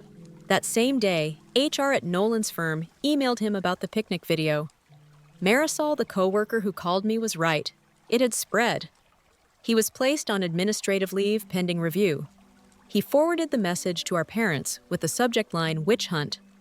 Then he texted me, from a new number. You happy now I blocked the number and wrote the date and content in my log. The log has saved me more than once. Facts calm me when feelings try to steal all the oxygen. Eliza's lawyer, Ms. Cortez, scheduled prep. Her office has lavender and legal pads and a quiet that keeps people honest. She drew boxes on a whiteboard, incidents, witnesses, evidence. She wrote my name under witnesses in green marker and circled it. I'm ready, I said. My voice was steady. It surprised me. Good, she said. He filed a motion to compel Maeve's therapy notes. Will oppose. He wants my child's medical records. My hands went cold. He isn't even a party to her case. He wants to say there's a family pattern of using diagnosis to avoid responsibility, she said. Judges see through that. But we'll bring Dr. Hahn's letter. Dr. Hahn wrote a second note that night. 1 page. Clear, clinical, firm. She referenced ethics and privacy and the harm of public scrutiny on a child's speech therapy. I slid it into the stack and felt my shoulders drop a centimeter. The deposition continued on Friday. Ria spoke like a person who had rehearsed pain until it lost its power to surprise her. She told the story of Luca's dyslexia evaluation and Nolan's refusal to accept it. She described the day Luca said he wished his voice didn't exist. She looked at Nolan when she said it. He looked away. The court reporter kept typing fingers like metronomes. During a break, Ria touched my sleeve. Luca drew a new comic, she said. He wants to give it to Maeve after her play. I nodded because words are clumsy when gratitude gets big. That evening, we had our own rehearsal homework dinner, pajamas lines. Maeve read the opening paragraph of the play and then looked over the paper at me. Was it clear, she asked? Like a bell, I said. Like someone rang the right bell and everyone heard it. She smiled with all her teeth. Tomorrow I want to practice with the microphone at school, she said, so the sound isn't a surprise. Good plan, I said. She's 9 and a better strategist than most executives I've met. Saturday brought quiet until it didn't. Our doorbell rang twice. When I checked the camera, Nolan stood on the stoop.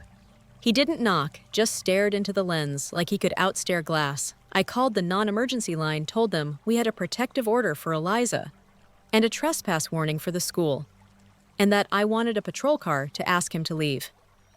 They did. He left. I logged it, date time, words, badge number. I felt like a clerk in my own life, stamping moments as received. Sunday was Grandma's birthday. The sign with the code of care hung by the door. Hosting means creating safety before spectacle. Children lead the pace of conversation. Anyone who sighs at a child's effort leaves first. People read it, blinked, and adjusted. Priya's quiet room glowed soft. Jonah hovered like a patient hawk near the hall, ready to escort an adult outside if needed. No one needed it. We sang off-key. Grandma blew out the candle in one long breath. Maeve gave her the rosemary plant. "It smells like the backyard when I was little," Grandma said, eyes damp. "It smells like Sunday." After cake, my father clinked a glass. "Quick toast," he said, voice trembling at the edges. "To choosing people over performance." He held up his glass. Folks followed. We weren't a speech family before. We were learning. When we stepped outside, Nolan was waiting in his car at the corner engine on. He rolled down the window. "Cult meeting go well," he called. "We had cake," I said. "We told the truth. You'd hate it." His face shifted. "Tell Eliza I'll bury her in fees," he said. "Tell Maeve the world won't wait." I took Maeve's hand and crossed. I didn't respond. I made a note later. It's strange how your life turns into sentences on a page when a person won't accept the simple word no. Monday was the hearing for Eliza's temporary orders. We lined the bench like a team in matching uniforms: Eliza Miria, Aunt Priya, Ms. Cortez. On the other side, Nolan, his lawyer, and the same bright tie that didn't belong in court. The judge was a woman with sharp eyes and a voice that never rose. She asked for facts, not speeches. Nolan's lawyer moved first. "We request access to therapy records for Ms. Larson's child," he said, smooth, as if asking for water. "It establishes a pattern," denied, the judge said before Ms. Cortez stood.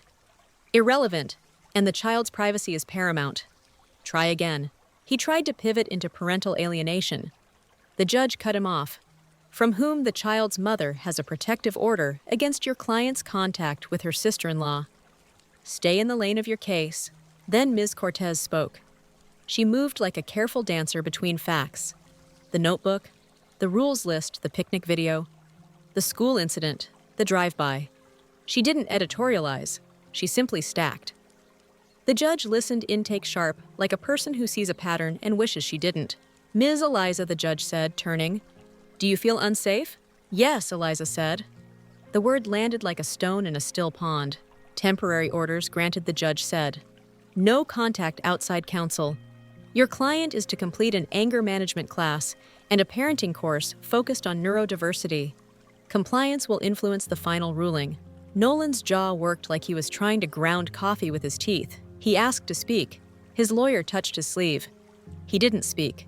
We walked out with papers that glowed like shields. In the hallway, Eliza's hands shook. "I hate that it took this much to be believed," she said. "It shouldn't take this much," I agreed. "But I'm glad we had it." On the way down the courthouse steps, my phone buzzed. A message from the school narrator's run-through today at 4. Microphones available. Maeve would get her sound test. The gym was hot and full of nervous energy.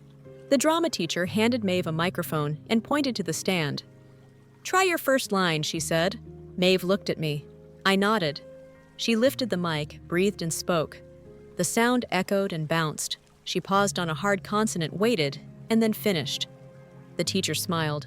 "Perfect," she said. "Everyone heard you." On our way out, the principal stopped me. "I wanted you to know," she said, "we've updated our visitor policy. If Nolan's car is seen on school property, we call immediately. We've told the crossing guards as well." I exhaled a breath I didn't know I'd been holding since August. That night, Noelle dropped off a little wrapped box. "For Maeve," she said. Inside was a small lapel pin shaped like a microphone. On the back, a note, "You already have the voice. This is just a sparkle." Maeve pinned it to her sweater with the gravity of a ceremony. "I'm official," she said. Tuesday morning, HR at Nolan's firm called him in. Marisol texted me later. "He's suspended without pay for 2 weeks, must attend training, and apologized to the family at the picnic." I don't care much for corporate restitution, but I took it. Not as justice, as a sign that some rooms were learning. Of course, he escalated. That night, he sent a mass email to the extended family with the subject line, "Standards versus Sentimentality." It was a manifesto with graphs he'd drawn by hand. He compared patience to rot. He compared accommodations to erosion. He ended with, "I will host my own holiday for those who believe in excellence." My father replied with one sentence, "We wish you well. We won't attend." Then he called me and cried. "I wanted both," he said. "A son who chooses kindness, a family that stays together. I don't get both." "I know," I said. "Me too." The day before the play, Maeve woke up with a sore throat. Panic rose like heat. I caught it before it touched her. "Tea," I said. "Honey?" "No talking until lunch. Use finger speech." Finger speech is what we call pointing and nodding and eyebrows that do heavy lifting. We turned it into a game. She wrote jokes on paper and slid them to me. I smiled so big my face hurt. By evening, the rasp was gone. We practiced the opening line once, then we rested. Playday arrived with a sky so clear it looked polished. The gym filled with parents and phones, and the kind of restless love that makes a room warm. Maeve stood at her stand with the mic pin glinting her binder open. I sat in the second row next to my parents, Ria, Luca, Priya, and Noelle. Eliza slipped in at the back. She lifted a hand. I lifted one back. We were there for the right thing. The principal welcomed everyone. The lights dimmed. The drama teacher nodded at Maeve. She lifted the microphone. The power went out. A collective "oh" rose from the crowd. Emergency lights flickered and steadied. The sound system died. The teacher moved toward Maeve with her hands up like she could catch the moment before it broke. Maeve didn't move. She looked at the teacher, and then at me, and then at the first row of kids waiting for her to start the story so they would know when to step into their scene. She set the mic down. She took one breath. Then she spoke loud enough to reach the door. "Once there was a river," she said, clear as day. It did not rush. It made its own pace, and everything learned to listen. The room stilled. You could hear the rustle of paper and the pride of 100 chests expanding at once. She hit a hard consonant, Current paused, smiled, and finished the word. The teachers didn't replace the mics. They didn't need to. The gym turned into a room where silence was part of the sound. She carried the first scene and handed it off. The kids took their cue and flowed. When her next lines came, she didn't reach for the dead microphone. She reached for us, and we reached back with quiet. When it ended, the place erupted. Not the kind of applause that scares shy kids, the kind that wraps. On the way out, Luca handed her an envelope.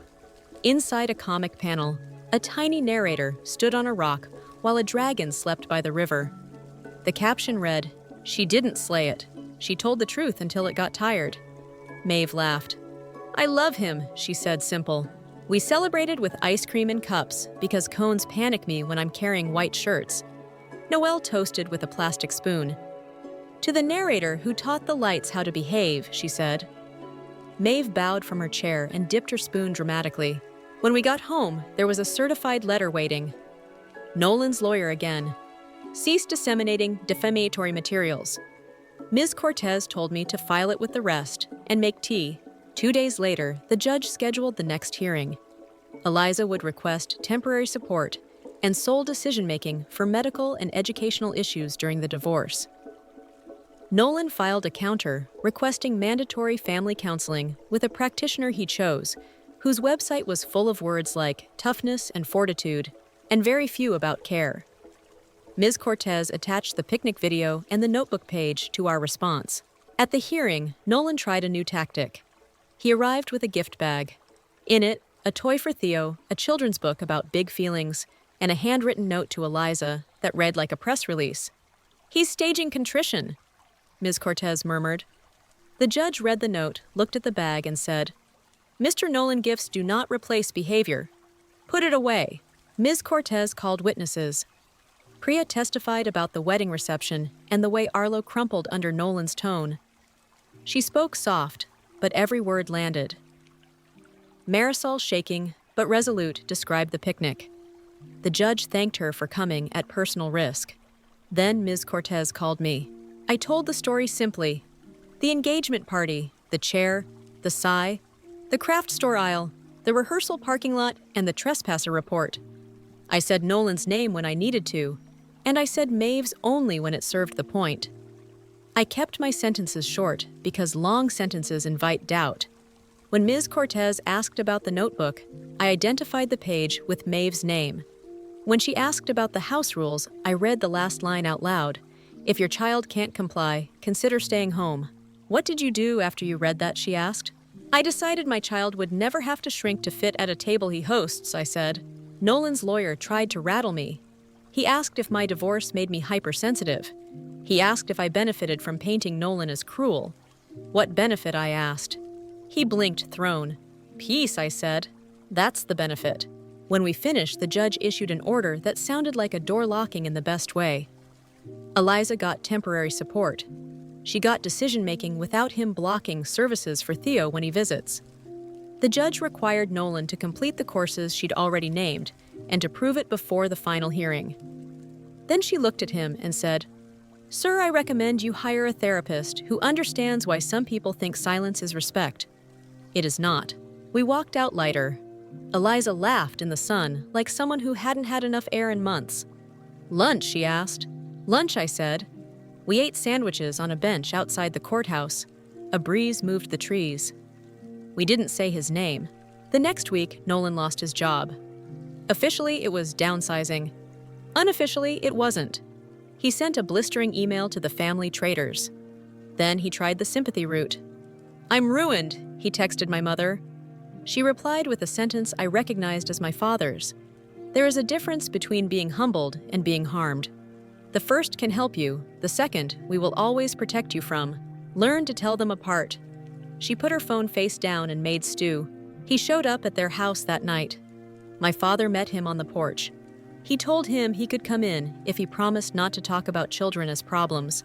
Nolan said, "You can't control me." My father said, "I can control who sits at my table." He closed the door. He cried after. My mother rubbed his back. They both slept badly. I slept okay. Progress is uneven. Maeve's play ran 2 nights. Both nights the mic stayed off on purpose. The kids preferred it. It felt like a thing they owned. Parents leaned forward and learned how to listen again. After the second show, the principal made a short speech about patience being a form of applause. She didn't say my child's name. She didn't have to. On Saturday, Ria and Luca came over with a stack of comics and a pie. Luca asked if he could read aloud. He stumbled once, paused the way Maeve does, and kept going. They high-fived like teammates. Later, I saw the two of them building a fort out of blankets and chairs and rules only they understood. I heard them whispering the whole time and didn't feel the need to correct or speed them up. The house felt properly calibrated. The following Monday, Ms. Cortez called. "Trial date in 6 weeks," she said. "Prepare for theatrics." I laughed without humor. "He'll have props," I said. She chuckled. "We have sworn testimony. In the meantime, life asked for regular things. Permission slips, a dentist appointment, a leaky faucet." Noelle fixed with a firm twist and a curse under her breath. My mother came over with soup and didn't apologize for the past again. She had, and I heard it. Now she was just my mother bringing soup. That felt right. One night, Eliza texted a photo of Theo asleep with a toy train in his hand. He asked if Uncle Nolan would be at Christmas, she wrote. I said no. He said, "Good. My ears get tired when he talks like that." He rolled over and slept. I stared at the photo until my eyes blurred. Some decisions reward you quietly, in rooms no one else sees. Those are the good ones. A week later, Nolan sent a new email to the family. "I'm ready to make amends. Let's meet." He listed conditions: no phones, no lawyers, no hysterics. He attached a contract for conversation that read like a stage direction. We didn't go. He held his meeting alone. He posted a photo of an empty table with 2 chairs pulled out and wrote "cowards." I closed the app and read with Maeve instead. As the trial date approached, Eliza asked me to practice my testimony one more time. We sat at her table with the candle and the sliced oranges. We spoke out loud and didn't raise our voices. We cut any sentence that had an adjective we didn't need. "Facts will do," Ms. Cortez had said. She was right. 2 days before the trial, the school sent a newsletter.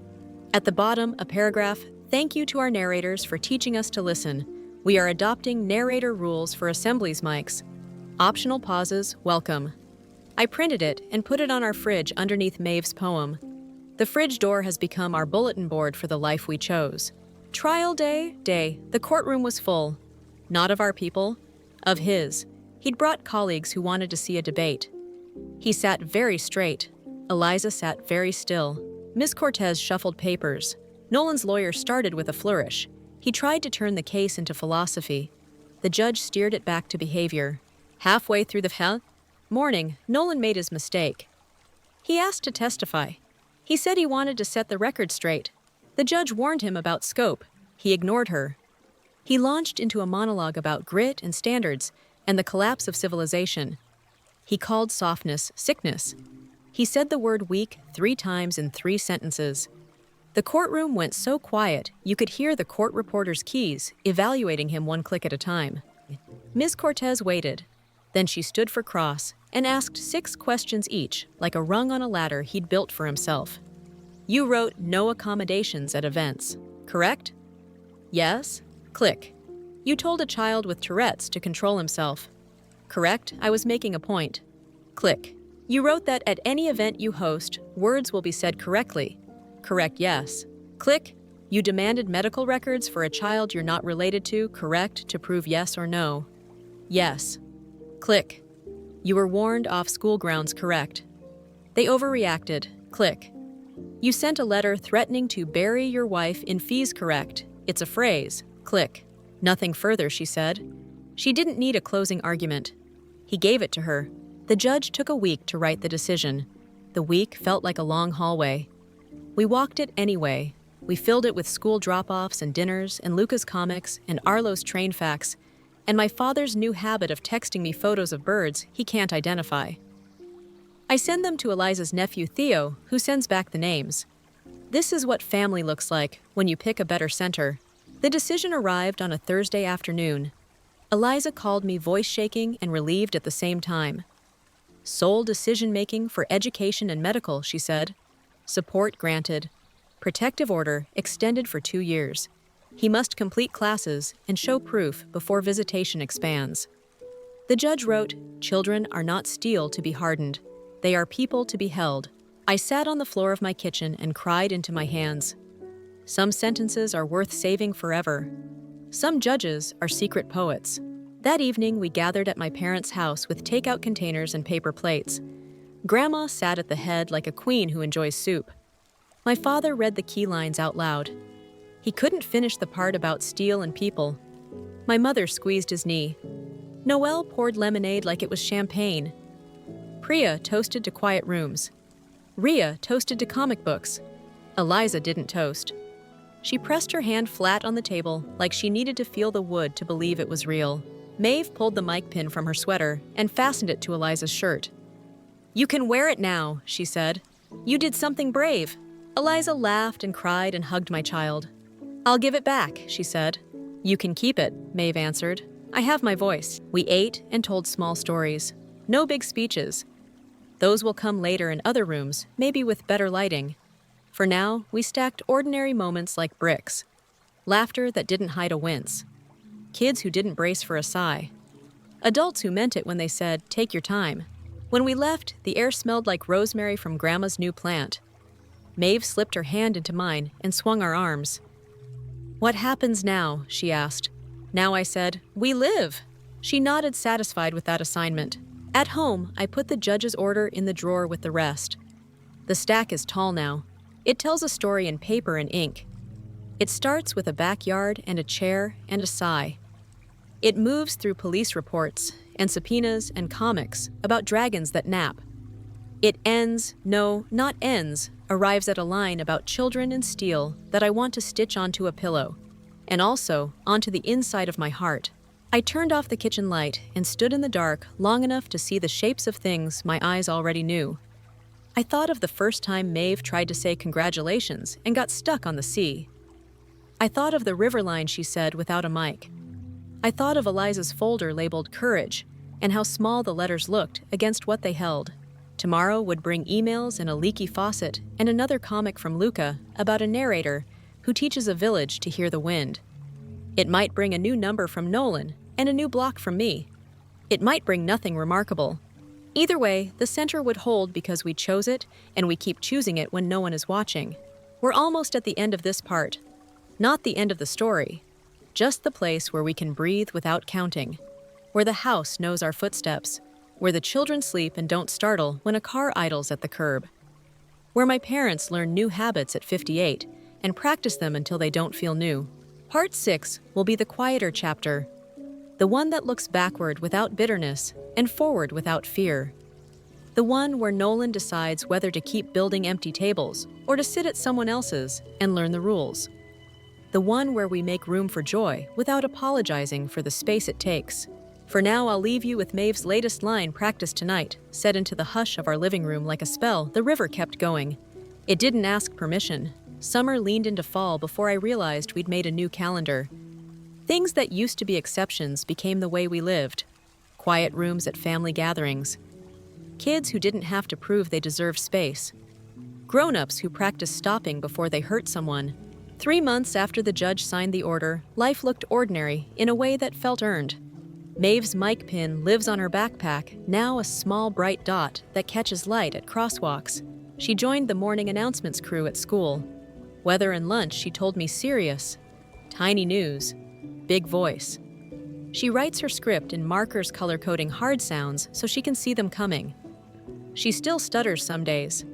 She still pauses. The pause belongs to her. Eliza's apartment looks like a person lives there now. She has mugs that match herbs in jars on the sill, and a rug that makes the room feel like it has a heartbeat. Theo comes over on Saturdays. He lines toy birds on the windowsill and names them in a whisper. When he needs quiet, he crawls under the coffee table and watches the patterns the light makes on the floor. No one tells him to come out until he's ready.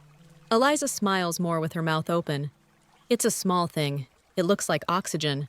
Ria and Luca drop by on Sundays with comics and slices of pie that never last as long as we want. Luca reads to us about a river that refuses to rush, and a dragon that yawns and rolls over because truth, when repeated without apology, wears monsters out.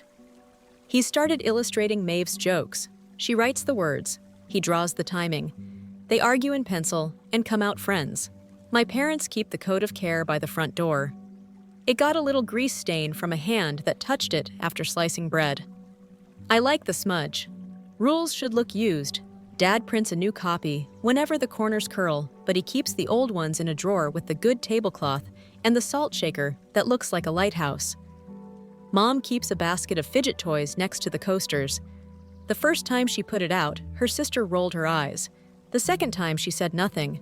The third time she took a stress ball herself when the room got loud.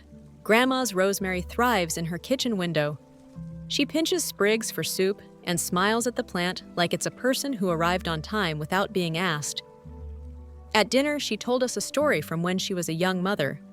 We were told not to pick them up too much, she said, shaking her head, as if arms could spoil a baby. Imagine.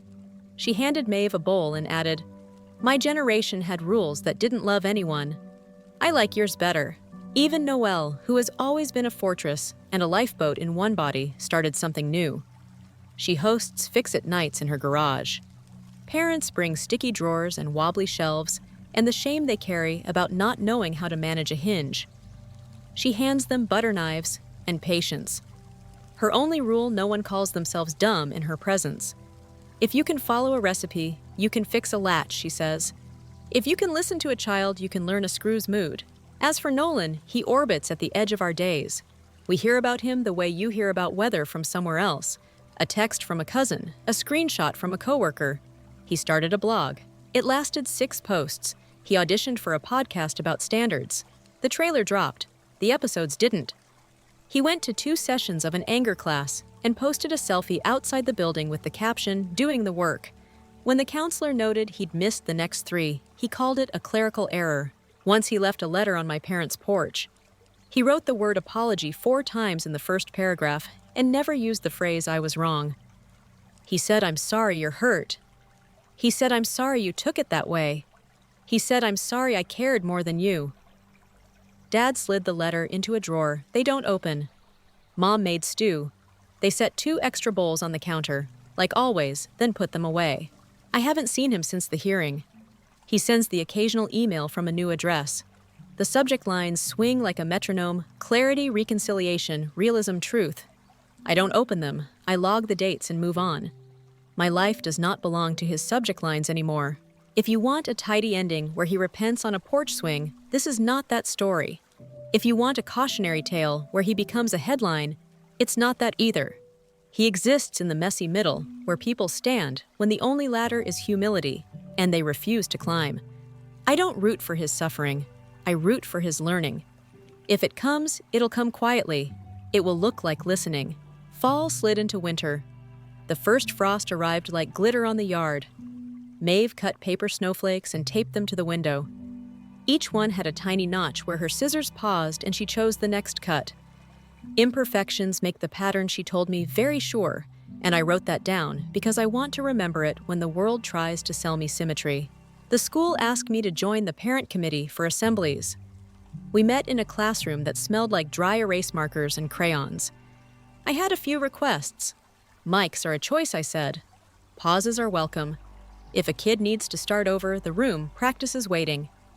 I expected pushback. I got nods. The music teacher said, we can build that into rehearsal. The principal said, we'll print a sign. The custodian built a rolling podium with rounded edges. It's painted sea green. The kids call it the turtle. They pat it for luck. Eliza's divorce finalized on a gray Tuesday with a clerk's stamp and a door that clicked shut behind us. We went out for pancakes at noon. She poured syrup like someone anointing a new life and ate without checking her phone. On the walk back to her apartment, we passed a shop that sells plants, warm light spilling onto the sidewalk. She bought a fiddle leaf fig. The clerk said it was medium needy, and Eliza laughed in a way that said she knows how to meet needs now and how to say when she can't. We strapped the plant into her back seat with the seatbelt. It looked like a passenger and a promise. Theo's parents noticed something too. They called Eliza after a weekend visit. He was calmer, her sister said. He told us Aunt Eliza's house feels like the right volume. We put that phrase on a sticky note on Eliza's fridge. The right volume, not silence, not shouting, a setting you choose on purpose. Ria invited us to Luca's reading showcase at the library.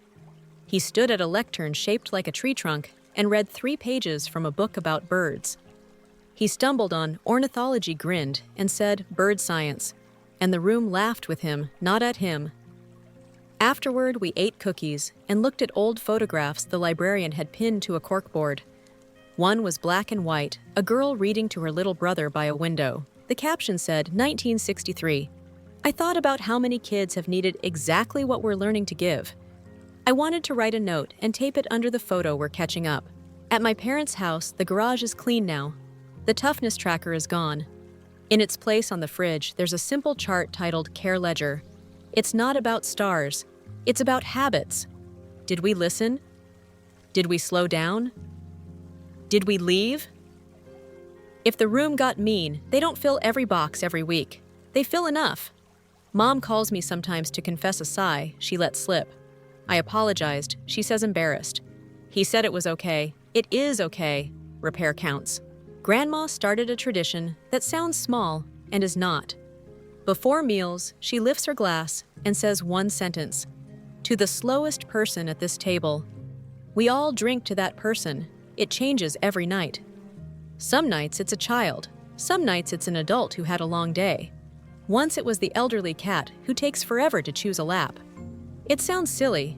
It teaches something true. On the first snow, Maeve and Luca built a lopsided fort in our yard. They designated a listening bench made from 2 milk crates and a beach towel. If anyone needed a break, they could sit there and no one would try to fix them. I watched from the kitchen window while hot chocolate steamed on the stove. A neighborhood kid came over and said, "What is that?" Maeve said, "A bench." He said, "Duh, I know it's a bench." She said, "It's also a pause," and he nodded like she'd told him where to find treasure. And still sometimes the past knocks. I won't pretend it doesn't. In December, Nolan sent a present addressed to Maeve. A book about finding your voice, the kind that turns courage into slogans. Inside the cover, he wrote, "To my brave niece. Say it right." Maeve read the message, flipped the book closed, and asked if we could donate it to the free library. Other people can use the paper, she said. We wrote a note back together. Please do not send packages, we wrote. If you want to make amends, start with the people you hurt most. We mailed it and filed the tracking number and made cocoa. Boundaries can be that simple. They still count. He tried again in January. A voicemail, "I'm starting a group for men to learn real strength. You should tell your friends." I deleted it. I didn't tell my friends. Real strength doesn't need a flyer. He posted a video in February where he sat in his car and talked about family loyalty while a windshield wiper squeaked across glass. He said he was canceled by kin. He said coddling is a plague. Comments were turned off. I didn't recognize his face in that light. I didn't try to. He asked to meet my parents for closure. They offered to meet him at the park instead of the house. He wanted the kitchen, his old chair, his stage. They chose a picnic table under a tree. He arrived late and left early. He gave a speech and didn't listen. My parents walked home hand in hand and made soup. We tried without opening the door, Dad said. That's our line for a while. Lines aren't man-made walls. They're fences with gates. Gates can open. Not yet. We had a scare with Grandma in March. She slipped on the back steps and bruised her hip. She stayed with my parents for 2 weeks while we rearranged rugs and declared salt on the porch non-negotiable. Maeve made her a chart titled How to Be Cozy with pictures of pillows and blankets and ginger tea. On day 5, Grandma told Maeve a secret. When people hurried me as a girl, I learned to hide, she said. You teach me how to stay. Maeve nodded solemn and 9. Then she tucked the blanket around Grandma's knees like a nurse and a queen. Eliza met someone in April, not serious. A good man with a dog and a gentle laugh, and a job that ends at 5. He knows about Nolan, about the lists and the emails and the court. He asked if she wanted to go slow. She said yes. He brought Theo a book about birds, and didn't read it to him until Theo asked. That's how I knew we might like him. Our family, Easter, looked like a catalog someone got wet and then let dry. Pastel eggs with cracks, chocolate on cheeks. The rosemary plant in a mason jar in the middle of the table like a crown. Before we ate, Dad raised his glass. To the slowest person at this table, he said, and we all drank to whoever needed it. After dessert, Luca and Maeve performed a short play they wrote in the living room. It was just 2 chairs and a cardboard river, Maeve narrated. Luca did sound effects with a comb and a straw. The final line was mine to keep. Some people are rocks that block the path. Some people are rocks you stand on to cross. They both bowed. We cried because we're like that now. Sometime in May, a cousin sent me a link. Nolan had posted an apology on his blog. It was almost right. He used the word harm in a sentence with I. He wrote, I didn't listen. He wrote, I hurt children with my need to be right. He wrote, I want to do better. He also wrote, but 4 times. He blamed culture. He blamed social media. He blamed new standards. Then he wrote, if my family had been kinder to me, I wouldn't have lashed out. There it was, the hinge that always squeaks. Maybe it will stop squeaking someday. Maybe it won't. I didn't send it to anyone. I didn't reply. Not every almost needs applause. I did write a letter I will never send. I wrote it for me. I said, you can come back when you've learned the difference between remorse and reputation management. You can come back when your apology doesn't ask for applause. You can come back when you can say, I was wrong without an essay after it.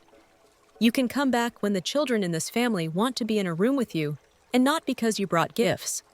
Until then, we will be over here building a life that doesn't require your permission. Summer again. Maeve turned 10. We celebrated at the Science Museum with 4 kids, 2 grown-ups, and a rule eat. When you're hungry, rest when you're tired. No one cried in a bathroom stall. No one said, hurry up. We watched a planetarium show where the narrator spoke slowly like the stars were children, and he wanted them to feel invited. After Maeve said, that's my kind of voice, I wanted to put it in a box and keep it safe forever. You can't. You can build a world where it doesn't need a box. On the drive home, she asked me a question that felt like the bookend to the night with paper lanterns and lemon bars. Do you think Uncle Nolan will ever be different? She said. I don't know, I answered. That part isn't ours. Our part is to keep choosing what's kind even when it's not easy. She looked out the window for a long time. Okay, she said. Then that's what we'll do. And we have mostly, not perfectly. Perfect isn't our project. We mess up and fix it. We get loud and then soften. We forget and remember.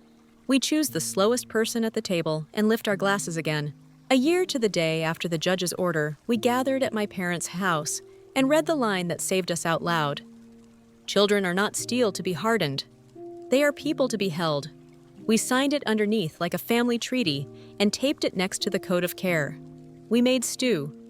We set 2 extra bowls on the counter and then, as always, put them away.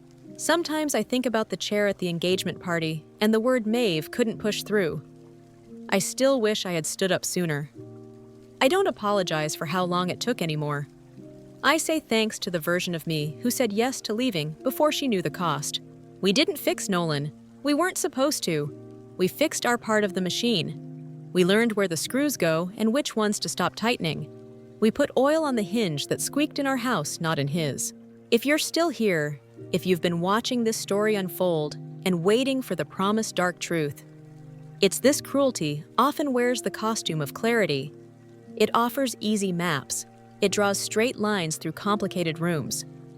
It asks you to sacrifice the people who cannot travel at its speed and calls it progress. The counterspell isn't a louder speech. It's smaller. It's a hand on a child's back. It's the word wait said like love. It's a sign by a door. It's a bench made of milk crates and a towel. It's a rosemary plant on a windowsill that smells like Sunday. You asked me months ago whether I was wrong for skipping a wedding. I can't answer for you. I can answer for me. I chose a kid over a performance. I'd do it again in a heartbeat. The wedding pictures were beautiful. The life we built after is better. So let me end the way Maeve began the play, when the lights went out and the room remembered how to listen. Once there was a river, it did not rush.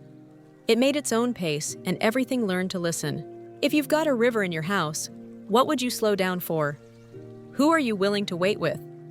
And when someone tells you to say it right, will you choose the room where saying it true matters more? I hope you do, because the children are watching us and they are learning the rules we actually live by. And because someday the lights will go out in your gym and you'll have to decide if you know how to speak without a microphone. We do now. We're keeping the bench. We're keeping the code by the door. We're keeping the rosemary on the sill and the comic on the fridge and the mic pin where sunlight can find it. The river keeps going. It doesn't ask permission. It doesn't apologize for the stones it moves or the time it takes. It doesn't harden into a sword to prove it's strong. It flows. It carries. It makes room. We learned from it. And here's the last small thing, the one I'll hold like a coin in my pocket for the days I doubt last week during announcements. Maeve paused on the word precipitation, smiled and said, rain. The school still got its forecast. The world continued.